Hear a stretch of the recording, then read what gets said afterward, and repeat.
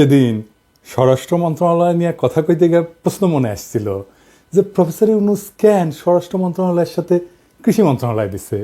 এখন দেখতেছি উনি কাজটা ঠিকই করেছেন। এই কৃষির ক্ষেত্রে যে কি বিশাল রাহাজানি চলতেছে সেটা পুলিশ দিয়ে ঠিক না করলে সম্ভবত আমাদের মুক্তি নাই। আর একটু খুলে বলি, আপনারা জানেন যে কৃষি পণ্য আমরা কিনি, তার দামের মাথামুন্ডু কিছুই নাই। মেলা দামে আমরা কৃষি পণ্য কিনি, কিন্তু কৃষক তার পকেটে টাকা যায় না। আমরা পরিবহনের সময় সিন্ডিকেটের কথা জানি, কিন্তু সেটা পুরা চিত্র না। কিন্তু কৃষি সেক্টরে একটা স্তরে না, নানা স্তরে সিন্ডিকেট। এই জন্য কৃষক আর ভোক্তা হিসাবে আমরা নিজেরাই শুধু আর্থিক ক্ষতির মুখোমুখি হইতেছি না, আমাদের দেশের খাদ্য নিরাপত্তা ঝুঁকির মুখে পড়তেছে। মানে আমরা ভবিষ্যতে পর্যাপ্ত খাদ্য পাবো কিনা সেটাও একটা সমস্যার বিষয়। আমাদের 18 কোটি মানুষের দেশ, প্রচুর খাবার উৎপাদন করতে হয়, সেটা যদি ঝুঁকির মুখে পড়ে তাহলে আমাদের জন্য এটা বিরাট বিপদ। যাই হোক, আমরা একটু বিষয়টা বিস্তারিত বুঝে নিই। আমাদের প্রত্যেকের বিষয়টা জানা দরকার। কৃষক ভাইদের তো জানা দরকারই, আর যারা বাজারে গিয়া শহরে দোকানদারের সাথে কথা বলেন, বার্গেন করেন, জিনিসপত্রের দাম কেন বেশি, তাদেরও এটা জানা দরকার। আমাদের দেশের মোট আয়তনের প্রায় 60% জমি চাষযোগ্য, এবং এই তালিকায় আমরা বিশ্বের 1 নাম্বার দেশ। দ্বিতীয় অবস্থানে আছে ডেনমার্ক, তারপরে আছে ইউক্রেন। মানে দেশের যত জমি আছে না, সে জমির কত শতাংশ চাষ করা যায়, চাষাবাদযোগ্য।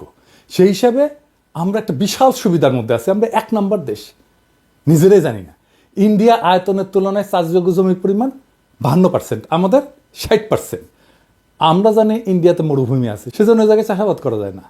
তো দেশের মোট আয়তনের তুলনায় চাষযোগ্য জমি শতাংশের ভিত্তিতে যদি দেখি, সবচেয়ে বড় 10টা দেশ, তাহলে Bangladesh 60%, India 52%, Denmark 58%, Ukraine 56%, Moldova 54%, Hungary 53%, Rwanda 52%, Nepal 28% মাত্র, ইন্দোনেশিয়া 31%, ফিলিপাইন 41%। তার মানে দেখেছেন তো আমাদের যে আয়তন, দেশের আয়তন, তার তুলনায় বিশাল পরিমাণে জমি কিন্তু চাষযোগ্য। কিন্তু সরকারের দূরদর্শিতা নাই, এবং ইন্ডিয়ার তোষণ করার পররাষ্ট্রনীতির কারণে আমরা বিগত 15 বছর অভিন্ন নদীর ন্যায্য হিস্সা পাই নাই। ফলে মৌসুমে পানি না পাওয়া, অতি বন্যা, এজন্য অনেক ফলন নষ্ট হয়। প্রত্যেক বছর দেশের বিশাল জনগোষ্ঠীর খাবারের যোগান দিতে আমাদের আমদানি করতে হয়। আমদানি করা কিন্তু কথা না, কোটি কোটি ডলার খরচ করতে হয়। আমাদের প্রবাসী ভাইরা কোটি কোটি ডলার আয় করে, আর আমাদের খাবার আমদানির জন্য কোটি কোটি ডলার খরচ করতে হয়।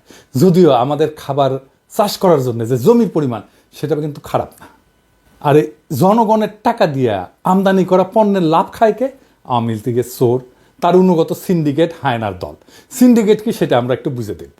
এবং এর ফলে জনগণের উপরে চাপায় দেওয়া হয় অতিরিক্ত মূল্য।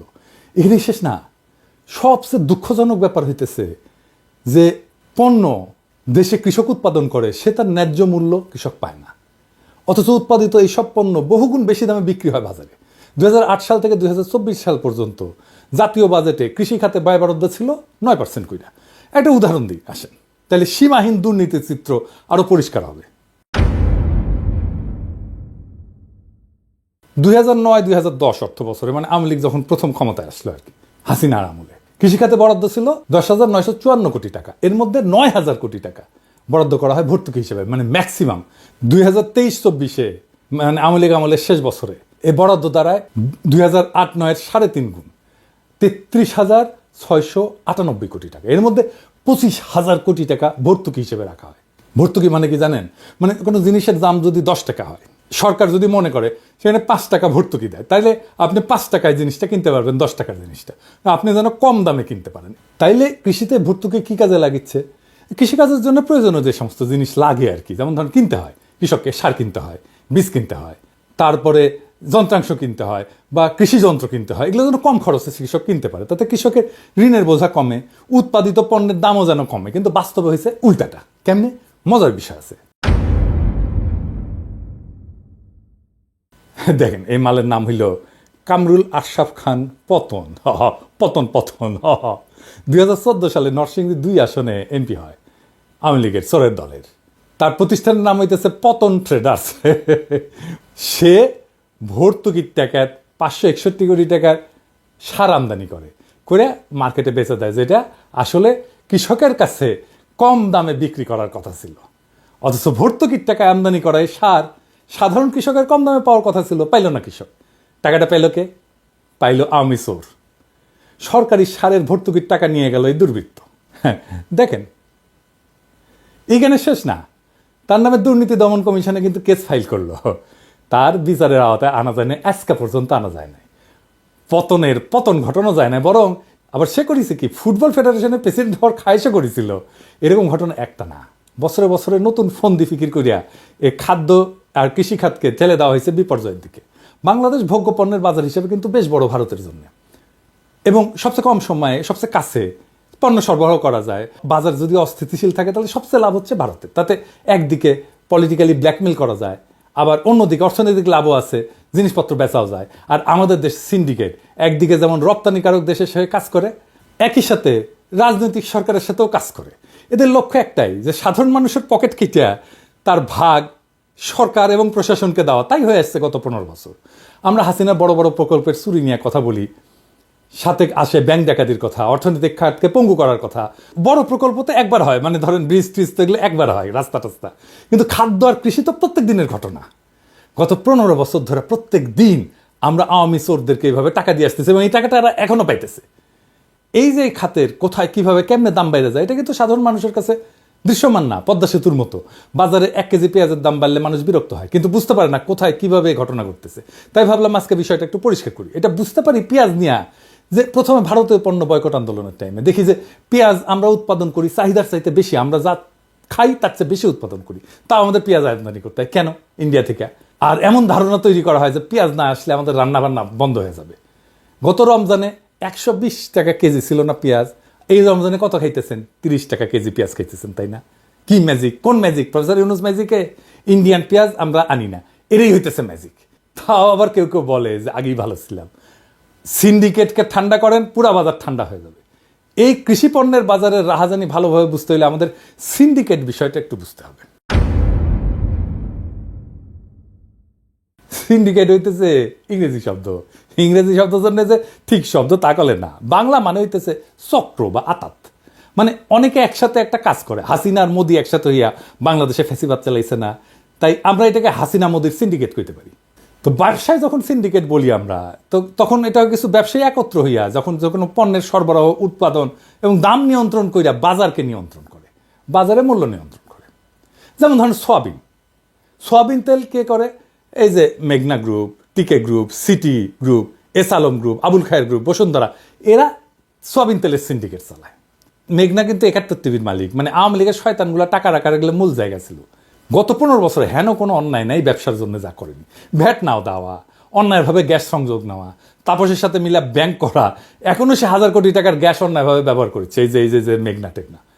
টিকে গ্রুপ মূলত হইতেছে এস আলমের বি টিম, 15 বছর ধরে কাজ করেছে।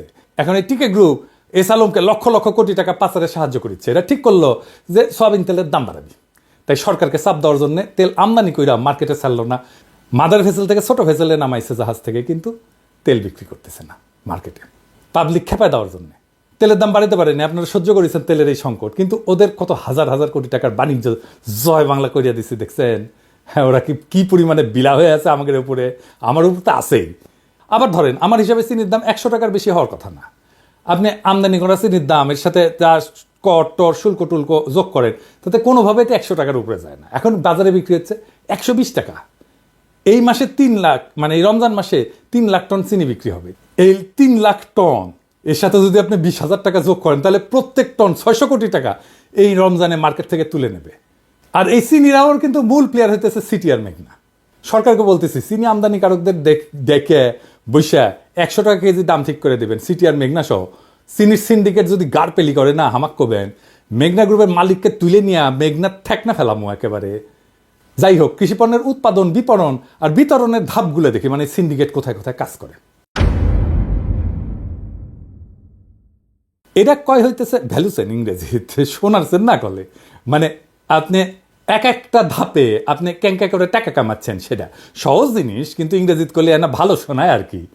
তো কৃষিপণ্যের জন্য ভ্যালু চেনটা দেখতে কেমন? আমাদের দেশে কৃষিপণ্যের ভ্যালু চেন হইল ব্যবসার প্রথম থেকে শেষ পর্যন্ত প্রত্যেকটা কার্যক্রম, যা দক্ষতার সাথে করলে ব্যবসা থেকে লাভ হয়, একই সাথে বাজারও নিয়ন্ত্রণ করা যায়। ভ্যালু চেনটা 6 ভাবে বিভক্ত। 1 নাম্বার হইতেছে ইনপুট বা সাপ্লাই, মানে সার, বীজ, সেচ, যন্ত্রাংশ এবং কীটনাশক। এটা সরকার বিভিন্ন এজেন্সির মাধ্যমে, যেমন বিএডিসির মাধ্যমে করে, বিভিন্ন এনজিও, প্রাইভেট কোম্পানি, খুচরা বিক্রেতাও এটা সম্পৃক্ত। এরপরে 2 নাম্বার কি? কৃষিকাজ, ছোট প্রান্তিক কৃষি, বড় কমার্শিয়াল ফার্ম এরা করে। 3 নাম্বার গুদামজাতকরণ, সরকারি এবং বেসরকারি যারা গুদামজাত করে, ওয়্যার হাউসে পণ্য প্রক্রিয়াজাত করার পরে গুদামজাত করে। এই গুদামজাত করা হয় সরবরাহ এবং চাহিদার ব্যবস্থাপনাকে ঠিকঠাক করার জন্য। 4 নাম্বার হচ্ছে প্রসেস এবং ভ্যালু এডিশন, তার মানে হইতেছে সরকারি বেসরকারি প্রতিষ্ঠান, যেমন রাইস মিল, আটা মিল, মানে তারা একটা ভাঙায়, আটা ভাঙায়, তারপরে ভুসি বের করে, তাই না? রাইস মিল, এটা চাল এটা পালিশ টালিশ করে, সিদ্ধ টিদ্ধ করে, এগুলো এটা হচ্ছে প্রসেসিং করে একটা ভ্যালু এডিশন করে আর কি। তারপরে 5 নম্বর হচ্ছে বিতরণ বা মার্কেটিং, যেটার সাথে জড়িত হচ্ছে ডিলার, হোলসেলার, খুচরা দোকানদার। ফাইনালি হচ্ছে ভোক্তা, যারা প্রত্যেক দিন খুচরা দোকানদারের সাথে টাকা পয়সা দিয়ে লেনদেন করে এবং বিরক্ত হয় আর বলে সরকারকে গালি দেয়, আর না হয় দোকানদারকে গালি দেয়। দোকানদার বলে যে মহাজন দাম বাড়িয়েছে, কিন্তু এই মহাজনরা কারা? এরা কই থাকে? সাধারণ মানুষের কাছে এর কোনো হদিস নাই। এই মহাজনে হইতেছে এই সিন্ডিকেট, এই ভ্যালু চেনের এক একটা জায়গায় এক এক বসে থাকা মাতবর তালেবরগুলো। এই সিন্ডিকেট হইতেছে অদৃশ্য, কিন্তু এদের প্রভাব আমাদের প্রত্যেক দিনের জীবনে প্রবল। একবার ভেবে দেখেন, এই বিশাল প্রক্রিয়া কি 6 মাসে গড়ে তোলা সম্ভব? দীর্ঘ 15 বছরের প্রত্যেকটা স্তরে দুর্নীতি এবং সিন্ডিকেট করে পুরো ব্যবস্থাকে নিজেদের নিয়ন্ত্রণে নিয়ে বাজার পরিচালনা করেছে। নিজেদের স্বার্থে দ্রব্যমূল্যের দাম কখনো বাড়াইছে, আবার কখনো কমাইছে। বাংলাদেশের যদি ধরেন, তাহলে 45% লোক এই যে ভ্যালু চেনের সাথে যুক্ত, মানে হয় বিতরণ অথবা উৎপাদন অথবা গুদামজাতকরণ।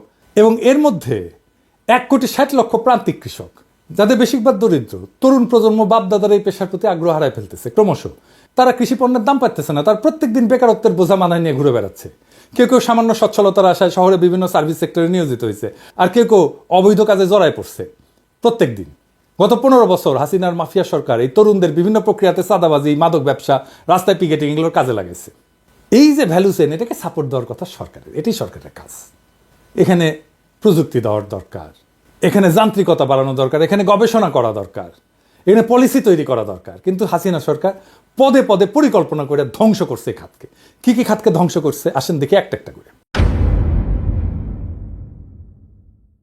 যেমন ধরেন বিনিয়োগ এই কৃষি সেক্টরে 2022-23 অর্থ বছরে বাংলাদেশ কৃষি ব্যাংক তাদের ফাইন্যান্সিয়াল রিপোর্ট প্রকাশ করছে, যেটা পরবর্তীতে বাংলাদেশ ব্যাংক আটকায় দেয়। কারণ ছিল কৃষি ব্যাংক তাদের খেলাপি ঋণের পরিমাণ লুকায় এবং সেটা কম করে দেখায়।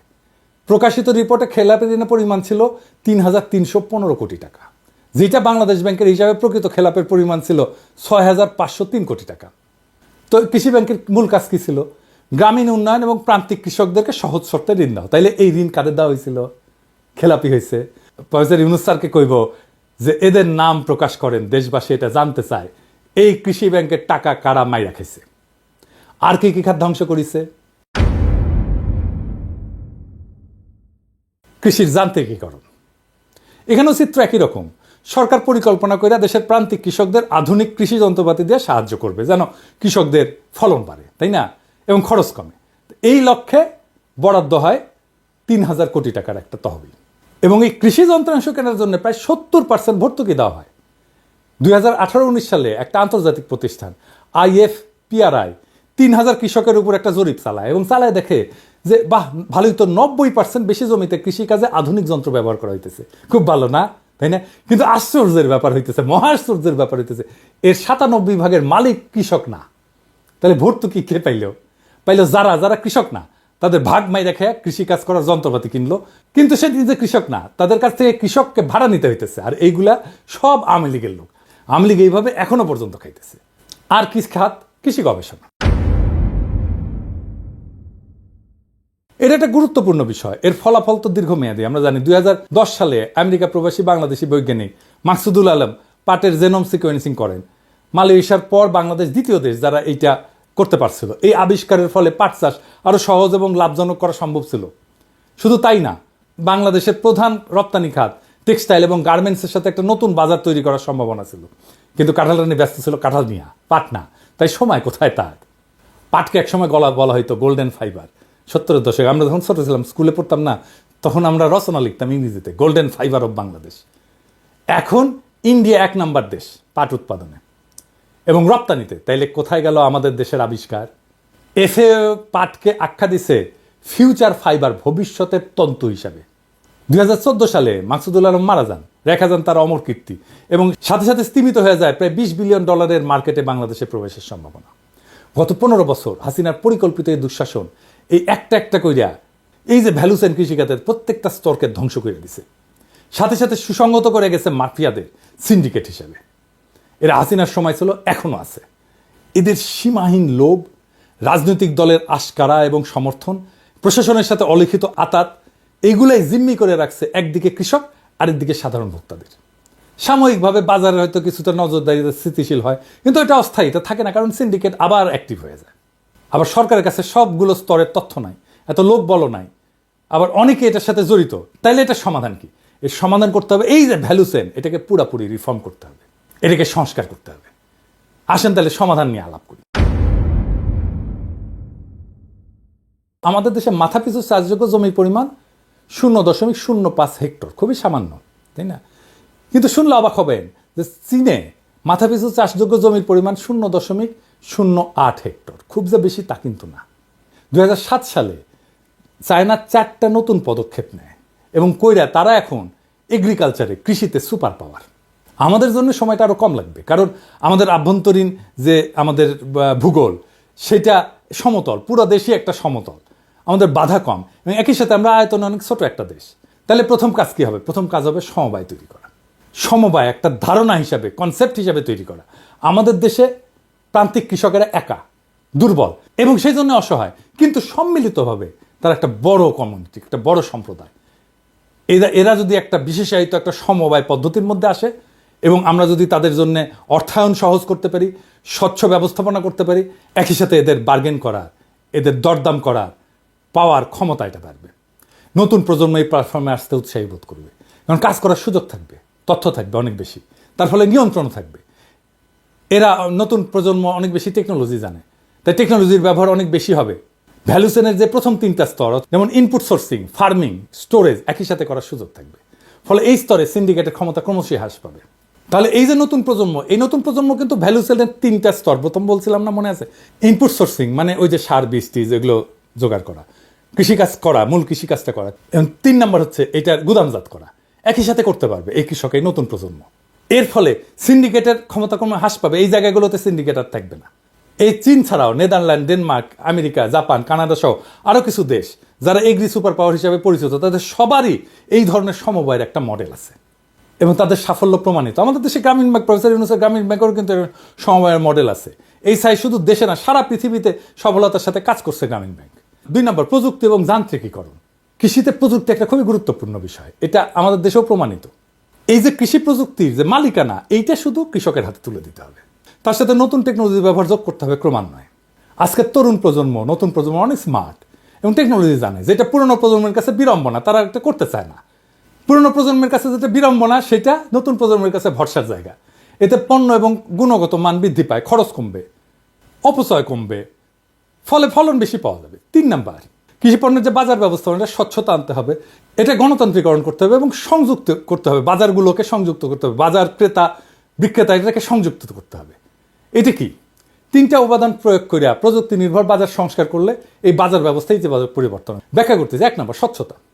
বাজার ব্যবস্থা কৃষক এবং ভোক্তার মধ্যে একাধিক মধ্যস্বত্বভোগী থাকে, ফলে দামের অস্বচ্ছতা সৃষ্টি করে। কৃষক জানেই না যে তাদের উৎপাদিত পণ্য শেষ পর্যন্ত কি দামে বিক্রি হচ্ছে, এতে তারা বাজারের ন্যায্য মূল্য থেকে বঞ্চিত হয়।